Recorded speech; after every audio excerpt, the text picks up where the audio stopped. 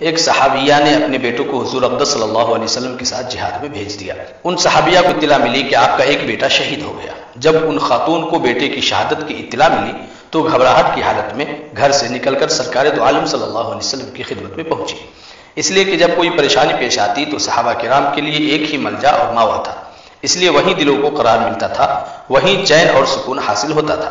چنانچہ یہ خاتون بھی سرکار دو عالم صلی اللہ علیہ وسلم کی خدمت میں دوڑی۔ اس پریشانی کے عالم میں گھر سے باہر نکلی تو اس وقت بھی چادر اس طرح اوڑھی ہوئی تھی کہ پورا جسم اس چادر میں چھپا ہوا تھا، صرف ایک آنکھ کھلی ہوئی تھی۔ کسی نے ان خاتون سے پوچھا، تمہیں اتنا بڑا صدمہ پیش آیا کہ تمہارا بیٹا شہید ہو گیا، اس کے باوجود تم اس اہتمام کے ساتھ گھر سے باہر نکلی کہ تمہارا پورا جسم چھپا ہوا ہے، صرف ایک آنکھ کھلی ہوئی ہے۔